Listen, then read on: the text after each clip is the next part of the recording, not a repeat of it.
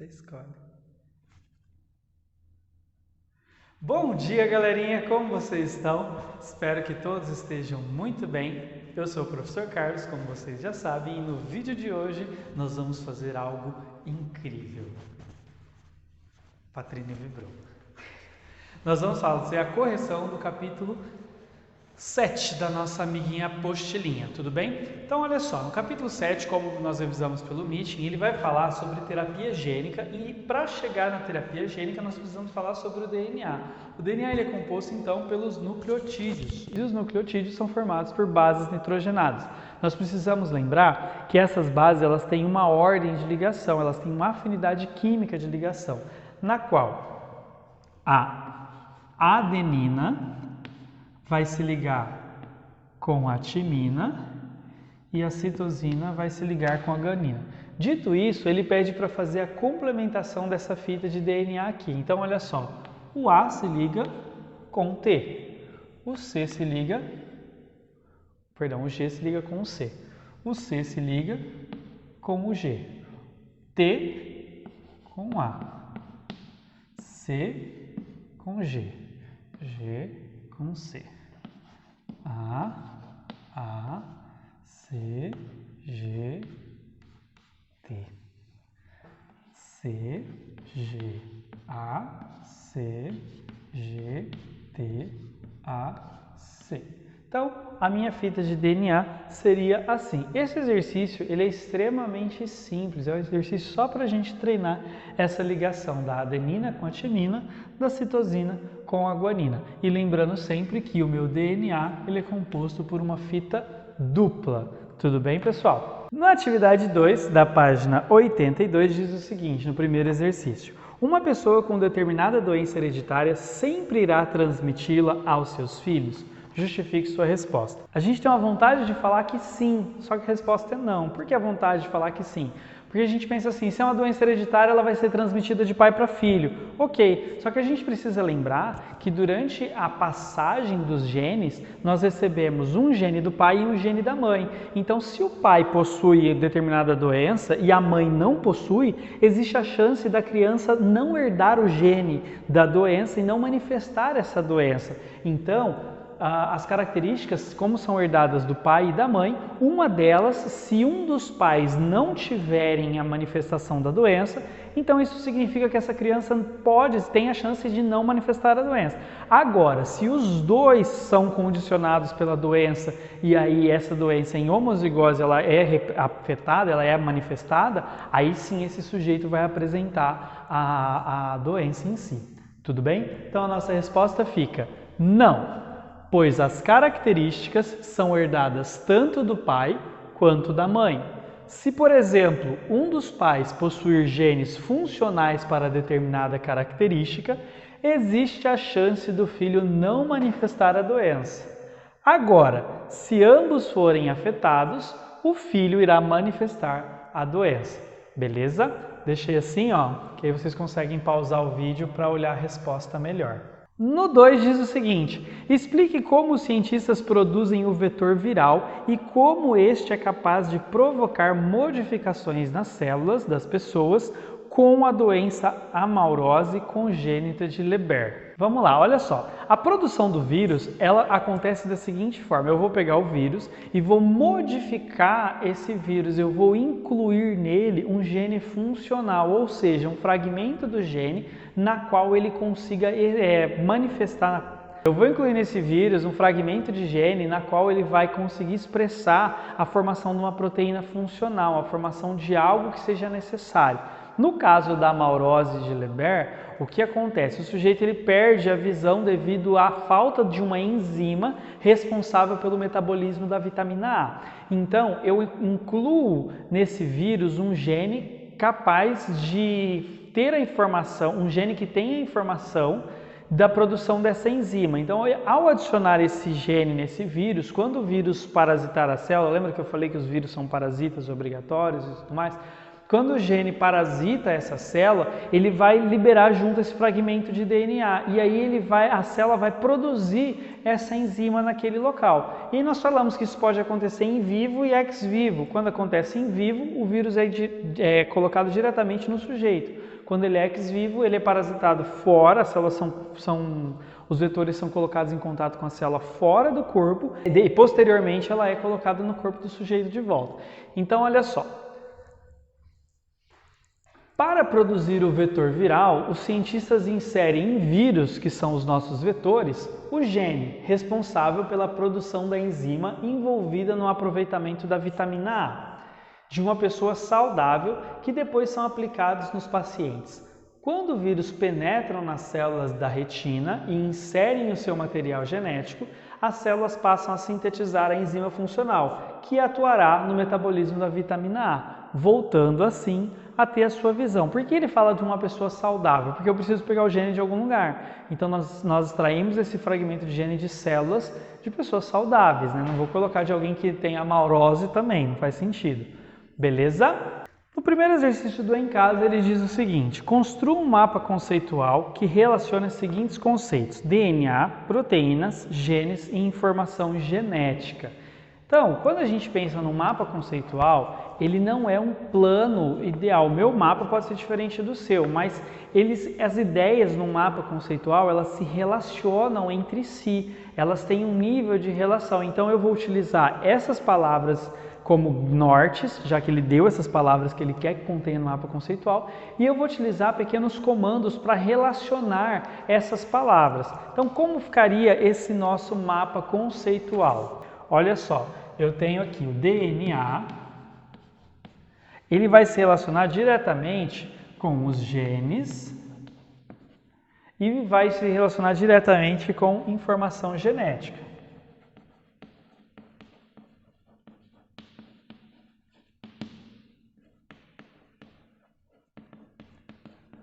Percebam que genes e informação genética, eles estão no mesmo nível, ou seja, eles têm o mesmo grau de importância perante esse meu mapa conceitual.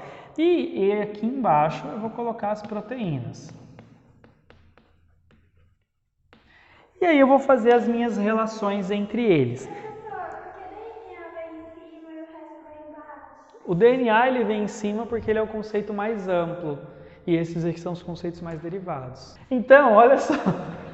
Olha só, o DNA ele aparece aqui em cima porque ele é o meu conceito mais amplo. E esses conceitos abaixo eles são mais derivados. Quanto mais específico é o meu conceito, mais abaixo ele aparece no meu mapa conceitual. Vamos lá, como que o DNA se relaciona com o gene? Vou fazer uma setinha aqui, vou escrever. O meu DNA ele é formado pelos genes, ou seja, o DNA ele possui genes. Por que eu coloquei possui aqui? Porque o DNA ele é composto, eu posso usar a palavra possui, a palavra tem, a palavra é composto por genes, ok? O DNA ele também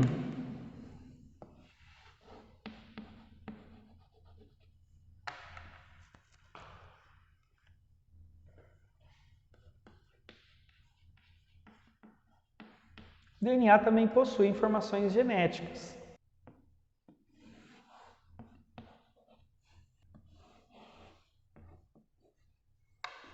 Olha só, os meus genes, eles codificam as proteínas. Lembra que eu falei que a sequência dos códons, que a cada 3 nucleotídeos vai me dar um códon e cada códon representa um aminoácido e esses aminoácidos vão codificar as proteínas? E as informações genéticas, elas são necessárias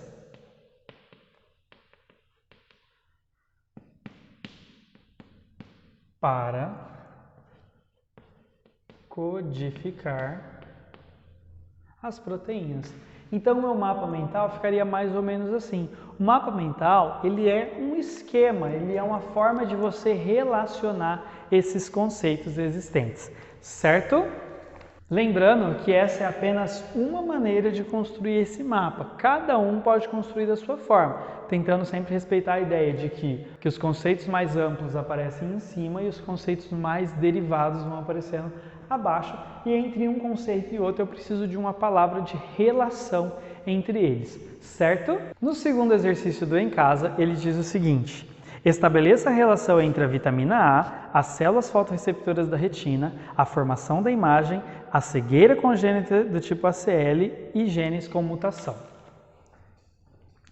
Então, o que acontece? A cegueira do tipo ACL, que é a cegueira congênita de Leber, ela é causada por uma mutação num gene que faz com que aquele gene passe a não produzir uma enzima que metaboliza a vitamina A. Então, o sujeito, quando ele é acometido dessa doença, ele não consegue metabolizar a vitamina A. Com isso, as células da retina, que são os cones e os bastonetes, que são responsáveis por captar a luz e transformar isso em estímulo elétrico para o nosso cérebro interpretar, elas não recebem nutrientes, porque a vitamina A ela é um importante nutriente para essas células.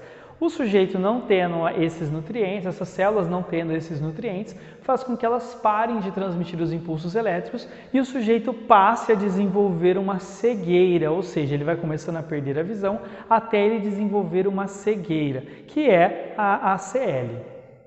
Então, olha só, a cegueira congênita do tipo ACL é resultado da ação de genes que possuem mutações e impedem a formação de uma enzima envolvida no aproveitamento da vitamina A, que é o nutriente para as células da retina, que são os cones e os bastonetes. Com as células prejudicadas, não há formação da imagem, levando à cegueira. Porque com essas células prejudicadas, elas não vão enviar o estímulo para o cérebro, não vai ter interpretação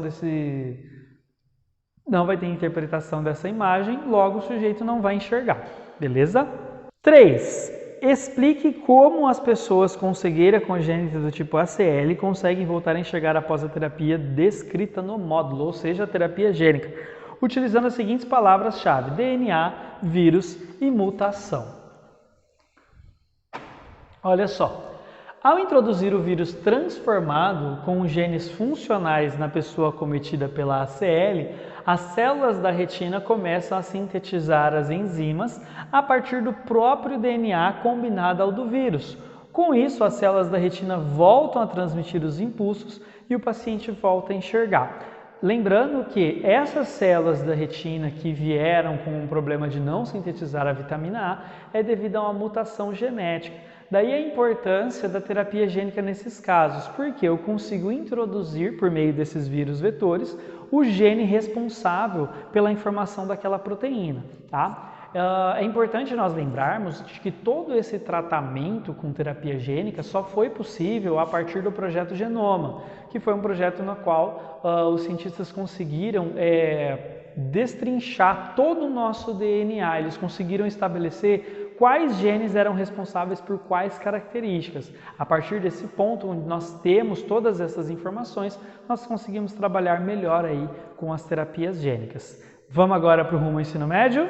Rumo ao Ensino Médio, página 83. Primeira questão diz o seguinte: um animal apresentou 30% das bases nitrogenadas do seu DNA constituído por timina. Então, ele tem timina 30%. Quais seriam os outros valores encontrados para as demais bases nitrogenadas? Como que a gente vai fazer isso? Olha só, se a timina se liga com a adenina, então significa que a adenina também é 30%. Porque se eles se ligam, eles são complementares. Então aqui eu tenho 60%. Quanto sobrou? Muito bem, sobrou 40%. Então entre a citosina e a guanina, eu tenho que ter 40%. Como é metade para cada, vai ficar 20% para a citosina e 20% para a guanina. Isso está respondido para a gente na letra D. Então a resposta nossa, letra D. Beleza? Exercício 2.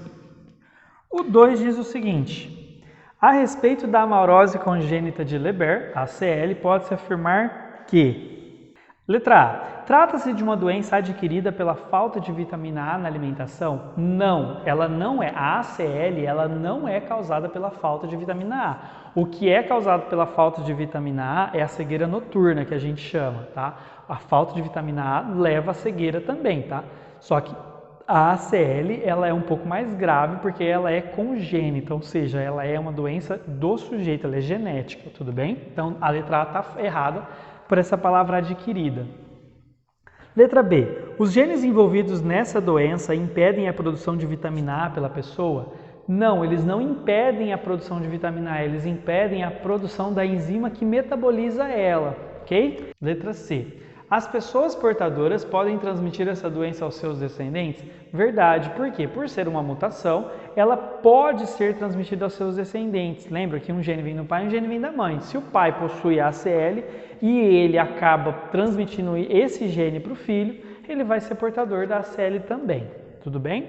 D. Uma alimentação rica em vitamina A pode promover a terapia gênica? Não, nós não conseguimos extrair DNA, nós não conseguimos extrair material genético de alimentos, tá? Nós não temos essa capacidade de degradar o material genético e incorporar ao nosso material. A terapia gênica só funciona por meio dos vetores que nós utilizamos vírus. É causada por agentes mutagênicos que corrigem os genes defeituosos? Não, não é causada por isso, ela é causada por uma mutação que acontece naturalmente no nosso organismo. Essas mutações elas podem acontecer. Beleza? Então a melhor resposta para nós da 2 é a letra C, de Carlos. Exercício número 3. 3. Recentemente, o PM São Paulo, um grupo de pesquisadores anunciou ter obtido sucesso na utilização da terapia gênica para tratar um tipo de cegueira hereditária denominada amaurose congênita de Leber, que pode ser causada por um par de genes autossômicos recessivos, ou seja, é um azim-azim. A cegueira ocorre em consequência de deficiência de um dos pigmentos responsáveis pela absorção da luz na retina. A respeito destes fatos, considere a afirmação abaixo. 1. Esse tipo de tratamento baseia-se na inoculação de um gene em um dos cromossomos da pessoa afetada. Uma vez inseridos, o gene passa a funcionar, permitindo que a pessoa volte a enxergar? Verdadeiro. Esse é o objetivo da terapia gênica, a inserção de um gene saudável em substituição de um gene problemático. 2. A luz absorvida pelos pigmentos da retina é transformada em impulsos nervosos que são conduzidas para o nervo óptico. Verdadeiro. A retina ela possui dois tipos de células, que são os cones e os bastonetes, responsáveis pela captação da luz para enxergar. Tudo bem? Então, o nosso olho ele possui no fundo a retina, que é onde vai acontecer a formação da imagem. A retina, ela transforma esse estímulo luminoso em impulsos nervosos e aí vai lá para o cérebro para ser interpretado, tá, essas informações e aí nós formamos a imagem quando nós enxergamos. Então, essa também é verdadeira. 3. Se uma pessoa for tratada e recuperou totalmente a visão, ela não tem probabilidade de ter filhos com a doença? Falso. A terapia gênica, como eu falei na aula anterior, ela vai alterar os genes do sujeito apenas naquela região. As demais células dele ainda vão conter as informações dos genes mutados, dos genes problemáticos. Tudo bem? Então eu só faço alteração naquele local específico. E a alteração gênica, ela é temporária. De tempos em tempos o sujeito precisa se submeter a esses tratamentos de terapia gênica. Certo, pessoal? Então, esses foram os nossos exercícios do capítulo 7. E na semana que vem o nosso vídeo vai ser todo de caráter revisional. Então, eu vou fazer uma grande revisão dos capítulos que irão cair na prova, que é o nosso capítulo 4 e 6. Beleza?